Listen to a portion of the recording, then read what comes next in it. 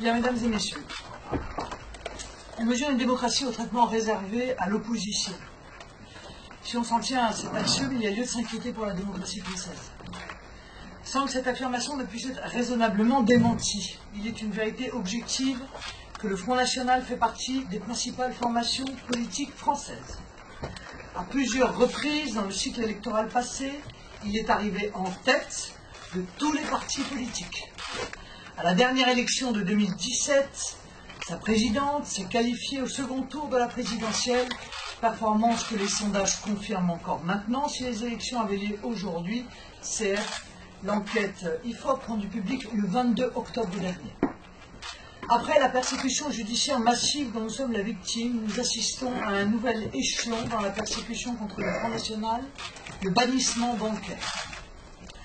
Avec plusieurs dizaines de milliers d'adhérents, des ressources stables, et sans connaître le moindre incident de compte, le Front National s'est vu signifier sans aucune raison un bannissement bancaire de la part de la Société Générale, qui était sa banque depuis de très nombreuses années. Cette décision de suppression brutale des comptes a touché le Front National, mais aussi le compte du mandataire financier, qui ne fait que recevoir des fonds, et une quinzaine de fédérations du Front National. Le Front National a immédiatement saisi le médiateur de la Société Générale, le 11 août 2017, qui a purement et simplement refusé d'ouvrir le moindre dossier de médiation, indiquant, ouvrez les guillemets, dans votre cas, je ne ferai pas de médiation. Preuve qu'il s'agissait bien d'une décision politique de la part de la direction de la banque Société Générale et non pas d'un litige d'un client avec sa banque. La décision de la Société Générale s'inscrit dans un long processus de discrimination organisé à l'encontre du Front National, puisque déjà en janvier 2013, rompant avec sa pratique usuelle de prêt à tous les candidats, la banque annonçait qu'elle ne consentirait plus de prêt au Front National ou à l'un quelconque de ses candidats. Face à cette situation et au refus du médiateur de la Société Générale d'intervenir et même de nous entendre ou de nous écouter, le Front National a dès lors cherché d'autres banques. Aucune banque n'a accepté d'ouvrir un compte au Front National. Il a alors cherché à activer un compte en sommeil, ouvert depuis des années au Crédit du Nord, filiale de la Société Générale. Visiblement sous la pression de la maison mère, le Crédit du Nord a ordonné la fermeture de ce compte. Saisie par le Front National, la Banque de France a désigné le Crédit du Nord et l'a enjoint d'ouvrir un compte au bénéfice du Front National. Obligé de s'exécuter, le Crédit du Nord a bien réouvert le compte, mais refuse au Front National l'usage de chèques, refuse au Front National l'encaissement par carte bleue des dons et des adhésions, et il refuse également la mise en place des prélèvements habituellement utilisés pour permettre l'encaissement de la contribution de ses élus à la vie du mouvement. Nous sommes donc aujourd'hui privés de nos recettes.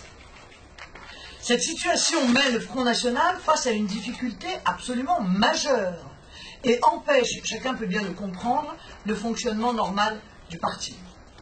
On le voit, la Société Générale, par l'intermédiaire de sa maison mère, poursuit de sa vindicte militante le Front National et cherche à priver de toute capacité pratique de fonctionnement un parti qui a rassemblé 11 millions de suffrages lors de la dernière présidentielle. Je vous rappelle qu'un parti politique est interdit d'user d'argent liquide. Donc, est-ce que nous pouvons fonctionner sans avoir de chéquier ou sans pouvoir obtenir de versements par l'intermédiaire de cartes bleues de la part de nos adhérents qui font des dons ou qui adhèrent notamment sur notre site internet comme l'ensemble aujourd'hui des institutions politiques. Le Front National est donc un parti politique qui est donc interdit, légitimement d'ailleurs par la Commission de contrôle des partis politiques, d'user d'argent liquide. Nous en sommes là. aujourd'hui. Hier, d'ailleurs, un paradoxe similaire avait conduit le système à jeter l'opprobre sur le Front National. Souvenez-vous que nous avions été contraints d'aller rechercher un prêt à l'étranger parce que l'intégralité du système bancaire français se refusait à accepter de nous accorder un prêt, alors même que l'ensemble des autres partis politiques français et l'ensemble des autres candidats à la présidentielle, semble-t-il, avaient trouvé de quoi se financer. Nous étions nous-mêmes obligés d'aller chercher un prêt à l'étranger. Vous nous en avez fait le reproche. Les oligarchies financières sont tentées de porter atteinte à la liberté de parole aujourd'hui, qu'elle soit d'ailleurs journalistique ou politique. Nous sommes en présence d'une tentative d'étouffement d'un mouvement d'opposition. Et il est du devoir de tous les démocrates de ne pas l'accepter. Il semble que les oligarchies financières qui se sont protégées, voire encouragées par une sorte d'impunité, soient donc tentées d'intervenir de plus en plus dans le cours de la démocratie en France. On l'a vu avec l'intention à peine voilée ou à peine contestée du milliardaire Bernard Arnault de sanctionner le journal Le Monde en le privant de publicité de son groupe LVMH pour un montant de 600 000 €. La vraie question, c'est est-ce que les opposants vont être réduits à un exil bancaire? La question que pose le scandale de la Société Générale et du Crédit du Nord relève de l'éthique et des libertés publiques. Est-il acceptable qu'une banque puisse décider qui a le droit d'exercer sa liberté d'expression en France? D'autant plus que cet acharnement, je vous le révèle, touche maintenant des dirigeants, à titre personnel. Ce matin, j'ai reçu un coup de téléphone de Thomas Vandeville, le président de la HSBC, HSBC qui a racheté la Banque Hervé il y a quelques années, Banque Hervé où j'avais un compte. J'étais donc devenue, somme toute, une cliente de la HSBC, et ce depuis donc 25 ans. Et sans aucune justification, on m'a annoncé ce matin la clôture de mon compte personnel. J'ai enregistré une partie de la conversation que j'ai eue avec M. Vandeville. Je suis en train, compte tenu de la proximité de ce coup de téléphone, de faire taper le verbatim de cette conversation que je vous livrerai, car il est extrêmement révélateur. Monsieur Vandeville m'indique qu'il est obligé de clôturer mon compte car il n'a pas assez d'informations sur moi. Je lui ai indiqué qu'au bout de 25 ans, il me semblait tout de même qu'a priori, ils avaient les éléments suffisants. Que de surcroît, étant une personnalité publique, une candidate à la présidentielle, l'intégralité de mon patrimoine faisait l'objet, de surcroît, d'une publication sur le site de la Haute Autorité de la vie publique. Il m'a répondu: ce n'est pas à nous d'aller chercher les informations sur des sites. Je vais rappeler que le site de la Haute Autorité n'était peut-être pas des sites, c'était le site d'une institution publique. Il m'a alors parlé du manque d'informations qu'il avait sur l'origine des fonds qui arrivaient sur mon compte personnel. J'avoue que c'est la partie qui m'a fait le plus sourire, puisque ce compte n'était abondé jusqu'à présent que par deux sources, les allocations familiales et le Parlement européen. Aujourd'hui, par les allocations familiales et le Conseil régional des Hauts-de-France. Effectivement, ce sont des sources éminemment suspectes. Partant de là, et face à cette argumentation qui me paraissait faible, je suis allé au bout de la logique en lui indiquant que s'il lui manquait des informations, il fallait bien entendu qu'il m'adresse immédiatement un questionnaire auquel je m'empresserais de répondre pour pouvoir calmer les inquiétudes sur mon identité ou sur les mouvements sur mon compte bancaire. Il m'a dit non, c'est trop tard, nous avons décidé déjà il y a 1 an de vous chasser de la HSBC. Bien. Qu'arrivera-t-il demain? Si une banque peut décider du bannissement bancaire d'un journal, par exemple, pour avoir révélé des pratiques de sociétés offshore ou des retraits de chapeau des dirigeants, quelle serait la réputation internationale de la France s'il était prouvé que des opposants, comme des journalistes, sont obligés d'aller chercher un asile bancaire à l'étranger? J'ai été reçu par le président de la République hier, mardi 21 novembre, et je l'ai saisi de ce problème. Il est le gardien des institutions en vertu de l'article 5 de la Constitution. Le président de la République doit donc veiller au libre exercice de l'activité des partis politiques tels que protégés par l'article 4 de la même Constitution. Cet article 4, il prévoit que les partis et les groupements politiques concourent à l'expression du suffrage, ils se forment et exercent leur activité librement. La loi garantit les expressions pluralistes des opinions et la participation équitable des partis et groupements politiques à la vie démocratique de la nation. J'en appelle donc à tous les électeurs du Front National, aux 11 millions d'électeurs dont on cherche à étouffer la voix, que l'on prive du choix politique en empêchant le mouvement du Front National de participer librement à la vie démocratique, en cherchant en réalité à susciter les conditions de sa ruine. Et donc, à terme, cette volonté est à peine cachée de sa disparition. Plus généralement, j'en appelle à tous les Français qui, quelle que soit leur opinion, sont des défenseurs de la démocratie et refusent que le système bancaire et les membres de leur conseil d'administration, sauvés grâce à l'argent des contribuables en 2008, est-il utile quand même de le rappeler, se substituent aux élections. J'en appelle aussi aux autres partis politiques à qui j'écrirai, qui demain seront peut-être victimes, eux aussi, à raison de leur prise de position de cette fatwa bancaire. Le système bancaire, et notamment la Société Générale, le Crédit du Nord et la banque HSBC, ne doivent pas imaginer qu'ils peuvent influer de manière aussi scandaleuse dans le processus démocratique. Et nous déposerons évidemment plainte, tant au nom du Front National contre la Société Générale et sa filiale, qu'à titre personnel, je le ferai contre la HSBC, et nous appelons nos cadres, nos élus, nos adhérents, nos électeurs, à en tirer toutes les conséquences et à soutenir plus que jamais le Front National et la démocratie. Je suis bien sûr à votre disposition pour répondre à vos questions qui ne vont pas manquer, compte tenu du caractère tout à fait incroyable de cette fatwa bancaire dont nous sommes victimes. Front National et semble-t-il maintenant dirigeant, je suis la première, peut-être après tout, ne serais-je pas la seule. Quelle est la situation financière bancaire du Front National aujourd'hui, en termes d'actifs, passifs, le solde? Tout cela, monsieur, est vérifiable sur à la Commission nationale des comptes de campagne qui surveille l'activité des partis politiques. Je vous rappelle tout de même qu'un parti politique, quel qu'il soit, fait l'objet de la surveillance de 2 commissaires aux comptes et qu'il publie ses résultats auprès de la Commission nationale des comptes de campagne. Donc la situation du Front National est parfaitement classique.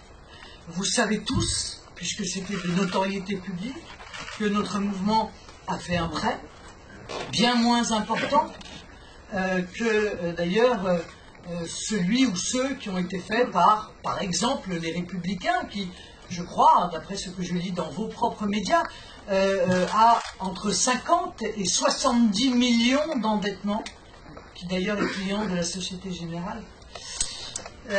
Ce prêt que nous avons effectué n'est pas à échéance. Il ne le sera, vous le savez tous également, qu'en 2019. Donc j'ai envie de vous dire, RAS, rien à signaler dans la situation bancaire du Front National aujourd'hui, qui pourrait être le début d'une justification de ce comportement. D'ailleurs, la Société Générale semble très mal à l'aise, puisqu'elle s'abrite aujourd'hui sous le couvert du secret bancaire pour ne pas répondre à vos questions. Alors, officiellement devant vous, je libère la Société Générale du secret bancaire. Elle peut donc vous répondre et expliquer ou tenter d'expliquer les raisons pour lesquelles elle a pris cette odieuse décision. Je rappelle également que non seulement les partis politiques sont sous le coup de la surveillance de 2 commissaires aux comptes, mais également de la CNCCFP, mais qu'il existe une structure qui s'appelle Tracfin, qui peut et doit être saisie par une banque lorsque celle-ci a la moindre interrogation sur un transfert bancaire de quelque nature que ce soit. Rien de tout cela, encore une fois, évidemment, n'est suggéré ici, puisque la situation du Front National est à ce titre absolument transparente. Est-ce que vous pensez que ces décisions peuvent être liées aux affaires judiciaires en cours, la mise en examen du parti dans l'affaire des comptes de campagne, votre mise en examen? Écoutez, votre question est intéressante. Faut-il que je dépose aussi une plainte pour atteinte à la présomption d'innocence, en plus de discrimination politique?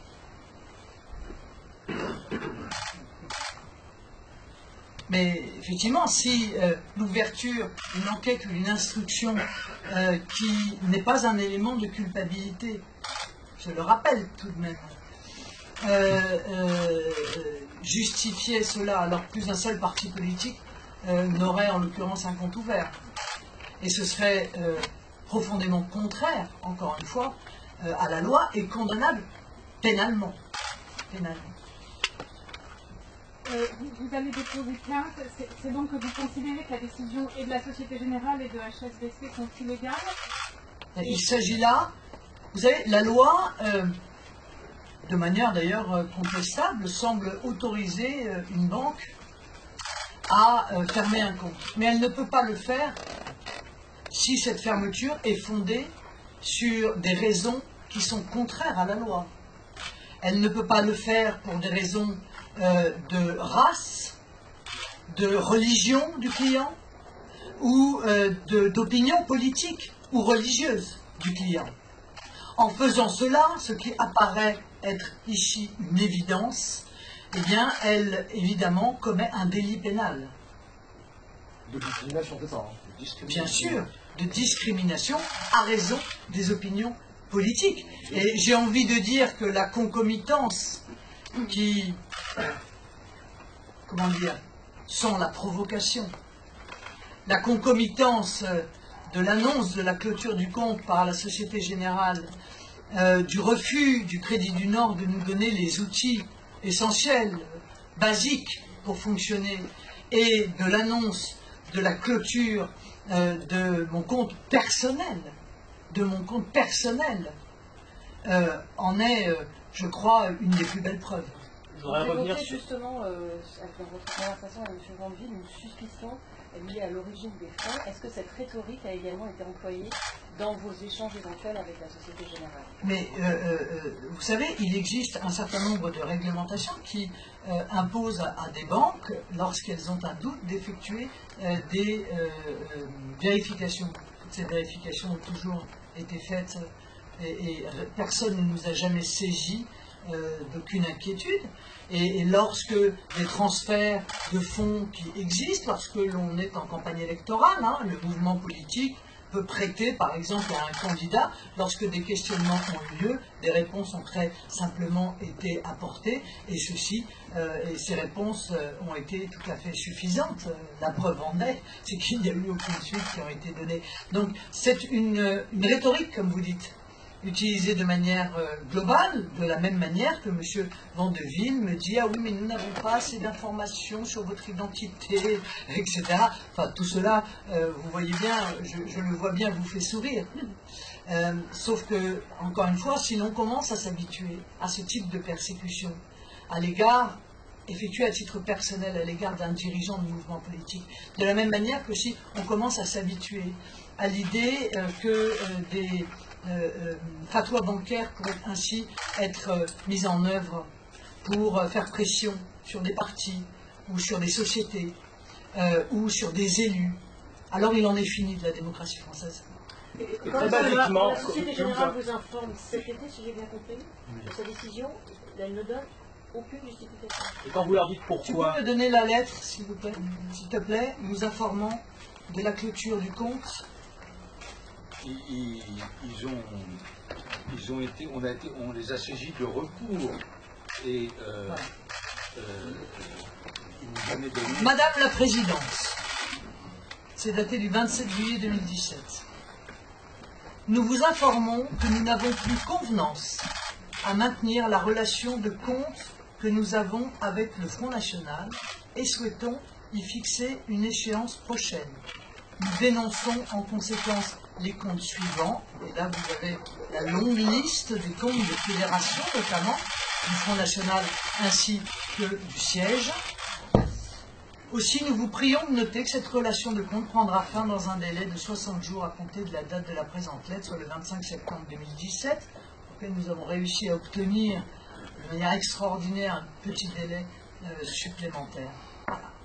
C'est tout. Vous aurez à nous restituer les moyens de paiement en votre possession dès la clôture de vos comptes. En outre, nous vous invitons à veiller au changement de vos domiciliations éventuelles, etc., etc.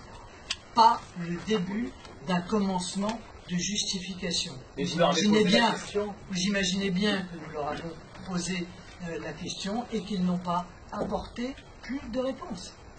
Et tout cela un vrai danger pour votre parti? Bien, mais madame, une partie de nos recettes sont des recettes qui proviennent du versement de nos élus, qui contribuent chaque mois, comme dans beaucoup d'autres mouvements politiques, au financement de notre mouvement. Sont des dons qui sont effectués par les Français pour soutenir notre cause. Sont des adhésions dont l'immense majorité d'entre elles se font par carte bancaire et notamment par l'intermédiaire du site internet. Bien. Tout cela nous est aujourd'hui interdit. Comment voulez-vous que ceci n'entraîne pas de très lourdes difficultés pour notre mouvement si cette situation perdure? Quelles sont vos solutions et les recours concrètement pour vous Mais écoutez, moi, encore une fois, j'en ai saisi le président de la République. Nous nous sommes retournés à nouveau auprès du gouverneur de la Banque de France. Nous espérons que et l'un et l'autre, peut-être l'un avec l'autre d'ailleurs, vont encore une fois faire respecter la Constitution et l'article 4 de la Constitution pour permettre au Front National de participer normalement, de manière équitable, à la vie démocratique de notre pays. Car, encore une fois, au-delà de notre affaire, c'est le problème de la puissance et de l'impunité des oligarchies financières qui se posent. Car si demain un journal écrit quelque chose sur M. Oudéa, l'ancien conseiller de Nicolas Sarkozy, qui est un des patrons, ou sur l'autre dirigeant de la Société Générale qui était à la BCE, qui déplaît. Si l'on peut ainsi mettre dans de lourdes difficultés un journal, un média, une chaîne de radio, une chaîne de télévision ou un parti politique, si on peut poursuivre ainsi et mettre dans des difficultés lourdes des élus, simplement parce que ce que nous avons dit ou ce que nous défendons les dérange, mais alors encore une fois, il n'est plus de démocratie en France. Et j'espère que le président de la République avec qui j'ai évoqué ce dossier prendra les dispositions pour encore une fois garantir la liberté des mouvements, des partis, tels que prévus par la Constitution. Concrètement, il y a 3 banques concernées, c'est qui les oligarchies bancaires? Il y a 3 banques concernées, qui sont les oligarchies bancaires dans votre bouche? Parce qu'il y a 3 banques différentes sont concernées. Quand M. Arnaud menace un journal de lui supprimer 600 millions de publicités parce que ce journal a osé le mettre en cause ou mettre en cause son groupe, à raison d'informations que donne ce journal. Oui, il participe de l'oligarchie financière, mais il y en a sûrement d'autres. Faut-il attendre qu'ils sortent tous du bois, en quelque sorte, pour en faire une liste exhaustive? Est-ce que le Front National, vous, avez d'autres comptes dans d'autres banques en France ou à l'étranger? Absolument pas. Qu'est-ce que vous avez répondu, président de la République? Sinon, nous n'aurions pas, d'ailleurs, ce type de problématique. Qu'est-ce que vous a répondu, le président de la République?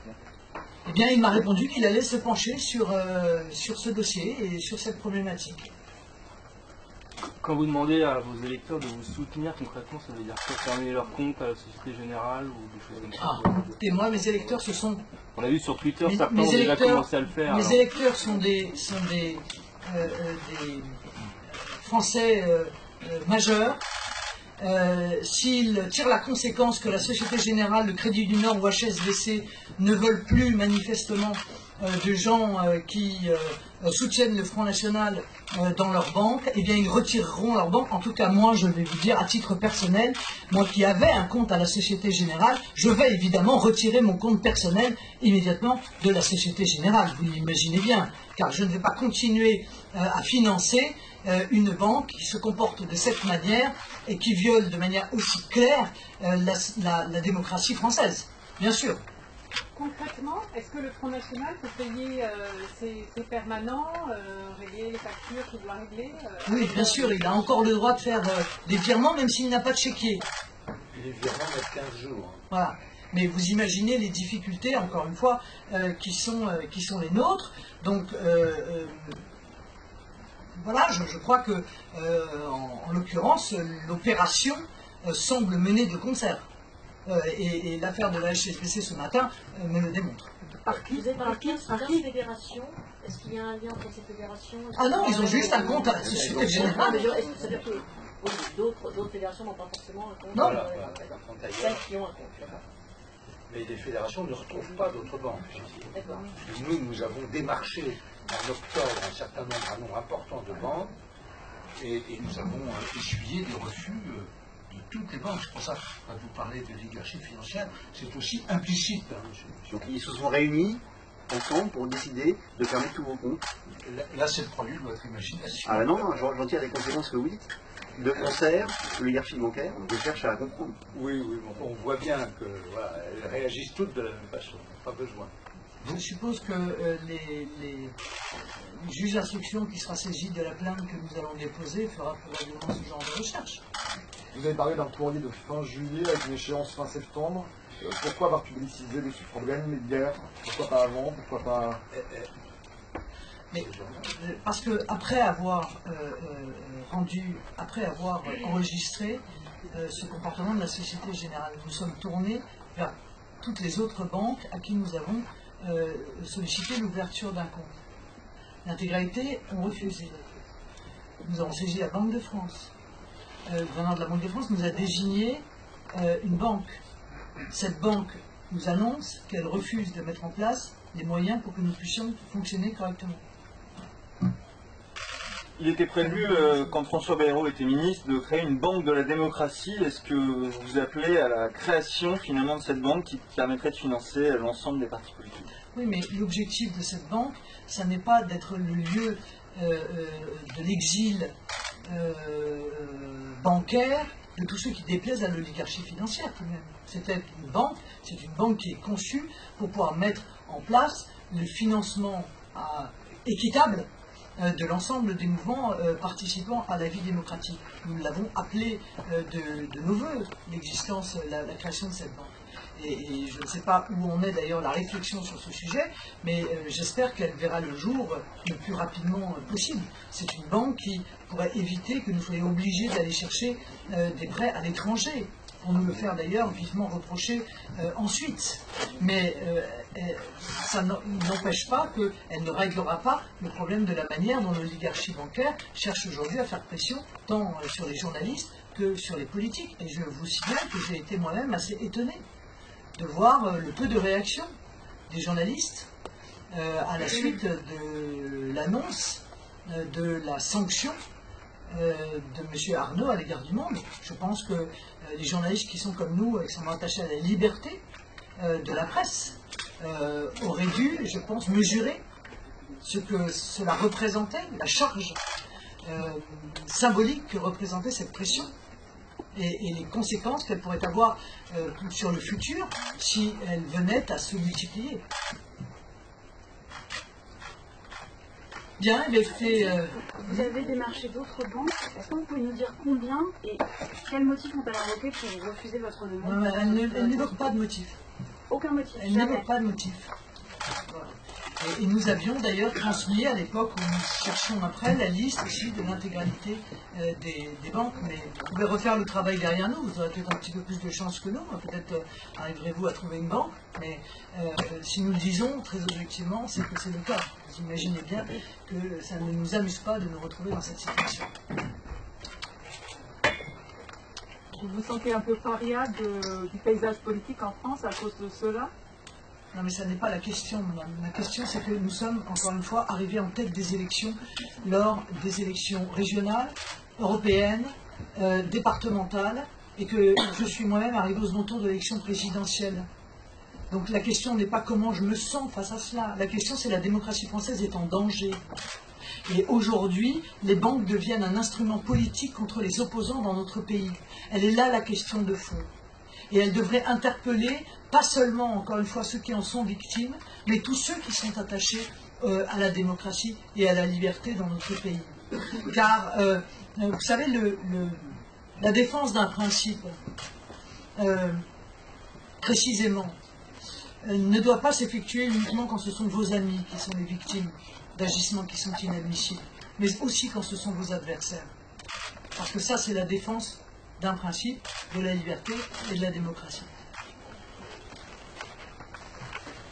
Bien, je vous remercie.